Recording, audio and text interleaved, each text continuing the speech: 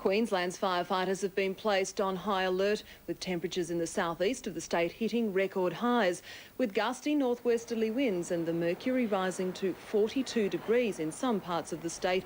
Thousands flocked to the air-conditioned comfort of movie cinemas and shopping centres. Others took a more natural approach. The Weather Bureau says this summer's been one of the hottest on record for the Sunshine State. Certainly around the Brisbane area, one of the biggest heat waves we've had since 1903. Ford Australia says its 5,000 workers won't be affected by a major global restructuring of the car maker. Ford plans to slash 10% of its worldwide workforce, or 35,000 jobs, after suffering a $10 billion loss last year in reaction to a 5-year prison sentence for a driver who caused a devastating train crash in Britain last year. 10 people died and more than 70 others were injured when Gary Hart's car veered off the road and plunged onto railway tracks, causing 2 trains to collide at high speed. During the trial, he denied he'd fallen asleep at the wheel, despite having stayed up all night talking on the phone to a woman he met over the internet. The judge said Hart was an arrogant man, and many of the relatives and survivors felt the sentence he received was too light. His inability to accept he fell asleep remains a major source of resentment to many of the bereaved and injured. In another blow to freedom of speech in Russia, the country's only remaining independent national television network is being forced to close. Moscow-based TV6 has been ordered into liquidation, prompting claims of political interference. Moscow correspondent ᵗᵗᵃ. TV6 is one of a kind, a national Russian television station free of government ownership or overt influence. Just last year, the government-owned gas giant Gazprom took over the only other independent national station, NTV, many of whose staff fled to TV6.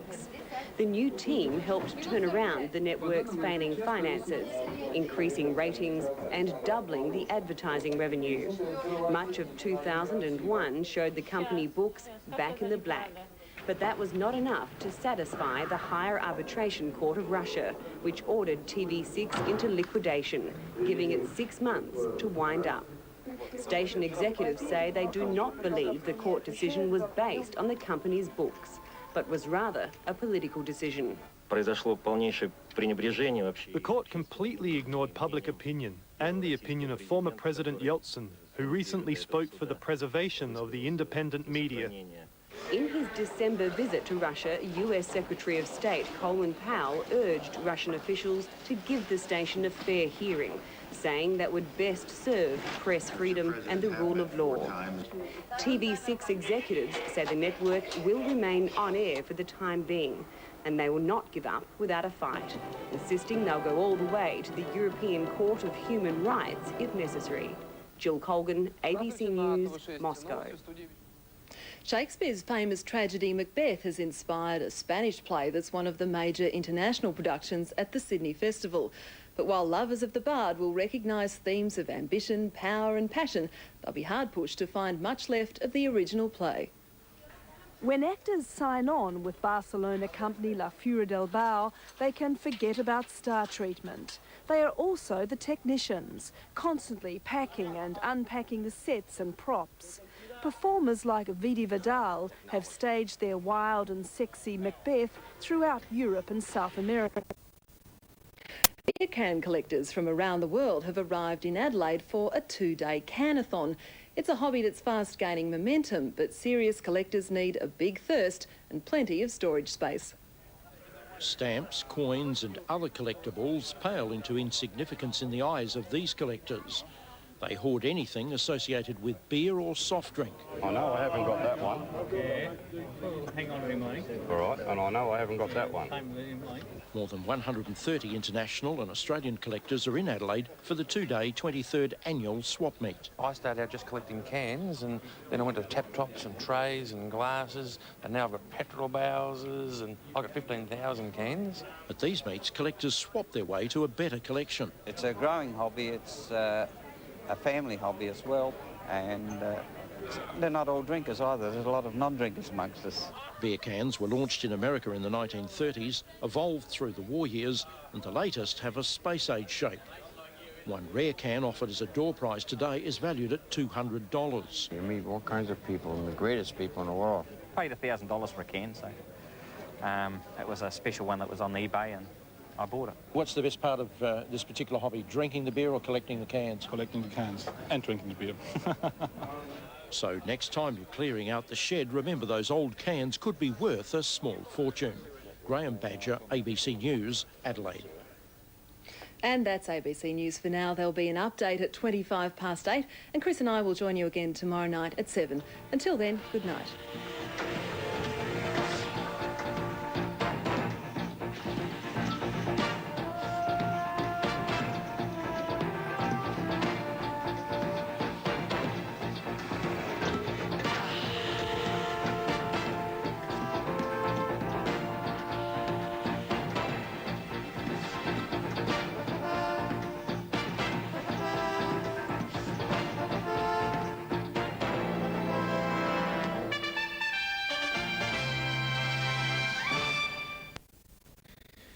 Well, Buckingham Palace is outraged, but the British press is in raptures. Tasmanian wildlife investigators have taken a dim view of a local artist's response to the Iron Barren oil disaster. That's because he's used dead oil-soaked penguins and other native birds in several of his works. As Penny Robinson reports, earlier this evening, they stopped the exhibition from going ahead. Oil-soaked penguins and other seabirds.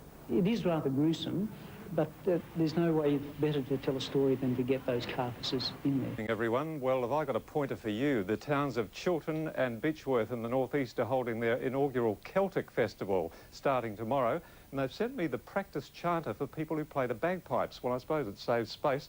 They could have sent me the bagpipes, but anyway, you blow into this and you get an awful sound. 30 degrees up here in Mildura, and in the northeast, of course, similar temperatures up in the mid to high 20s. So it has been a beautiful day, plenty of sunshine, and I hope you kept yourself in the shade when you needed to. Melbourne, a top of 22.4 at 3:25 after an overnight low of 12.2, and it's 20 degrees as we speak, or as I speak. Now, this is the thing, you see, you do need to keep yourself in the shade, and reminding you of that, it's in the shape of a sun hat. Very high UV between midday and right through till 4 o'clock this afternoon, and it'll be the same again tomorrow. Adelaide today had a top temperature of 31 degrees. Now, there's cloud across here with a cold front that's coming our way, and it will move through into the west late tomorrow and gradually move through the rest of the state on Saturday. But in the meantime, high pressure over here directing warm northerly winds. So tomorrow we're going up for pretty high temperatures in Adelaide, expecting a maximum of 35. Let's get into it. And for southern New South Wales, possible late thundery showers in the west with the arrival of the change, but fine for most of the day. The wind will freshen as well. It's the same story for Victoria, northeast to northerly wind, and maybe some thunderstorms in the west and some late showers. Here we go with the overnight lows and highs, up to 35 at Mildura, 32 at Horsham, 27 at Ballarat. And here are some more for you. So it's a similar story up in the northeast. They won't be able to wear their kilts, will they? Let alone the sporran. Right, let's have a look for the bays. Northeast to northerly winds to 15 knots, waves to half a metre. For Melbourne, mostly sunny but cloud increasing later, an overnight low of 10 and a top of 30. Just a thundery change on Saturday, 25, and then a shower or two on Sunday and Monday. I've got to do it in. Oh. Very tuneful, Edwin. To finance now, and the National Australia Bank has posted a profit of nearly $2 billion, up 15% on last year. And new housing finance figures suggest the worst of the housing slowdown may now be over. Housing finance approvals rose 10% in September, the first rise since June. Main stories. Last-ditch talks in the Industrial Relations Commission in Melbourne to try to resolve the CRA contracts dispute. A Melbourne man jailed for life for the importation of heroin with a street value of $40 million. And the state government collects another $2 billion from the sale of its fourth power distribution company, Powercor, to an American utility. And that's the latest from the ABC newsroom. As usual, we'll be back with updates throughout the evening. Right now, though, time for the 7:30 report. Here's Sarah. Thanks, Ian. Good evening and welcome. Tonight, the CRA showdown. Can the wave of national strikes be broken? Standing up to be countered, the power of Coles Myer's small shareholders. And Jill Colgan reports. Up we go. Little tip. Peter Wilcox is a small shareholder in Australia's biggest retailer. Do better.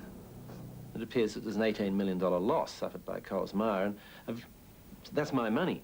Only maybe a little bit of it's my money, but some of that $18 million is my money. And so it does concern me that there should be a proper explanation as to what went on. While 9 positions are up for grabs, in reality, ᵗᵃ and major shareholders have agreed on the people they want to fill them, headed by outgoing Foster's chairman, Nobby Clark. Under the system as it stands, shareholders will vote on nominees in numerical order. But as soon as 9 seats are filled, there'll be no more voting. Reasons why they should vote that way. On their notices of meeting, even their ballot paper, shareholders have been told not to vote for them. Into the action agenda to be adopted in Osaka this week, or under the electoral gerrymander. The Okazawas will send just a dozen crates of apples to market today. Collect and market their produce, but are banker and lobby group combined.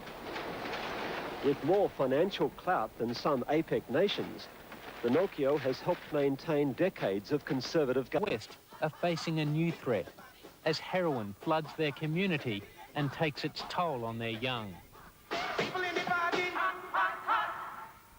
I find that the problem is very huge. Heroin is like a disease. It passes on to a person, another person, and it just goes on and on.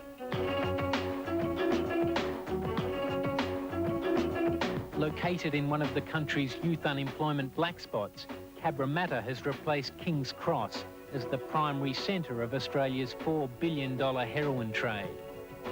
Despite increasing police presence, you can buy a high-grade hit of heroin on the streets here for as little as $35. It's breaking the heart of the local community, and some of its prominent members now believe it's time for a new approach.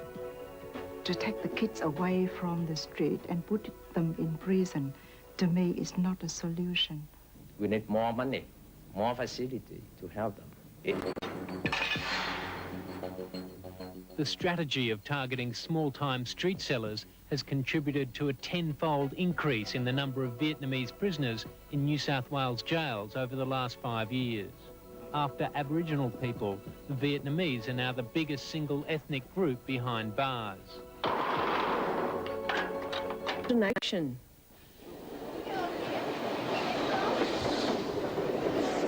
One of the strongest messages coming from the community is that if any drug rehabilitation program is going to help solve the heroin problem, it must meet the needs of young offenders. They are from non-English speaking background. They are of a refugee background. As president of the Vietnamese community in Australia, Cuong Vo is a powerful figure, and he's added his weight to calls for more rehabilitation and prevention. I think that the drug problem like a big tree. The people selling drugs on the street like branches. We cut the branches, but the trees still have roots, and the other branches will grow up. What could we do to try and prevent it? And we'll see you at the same time tomorrow. Good night.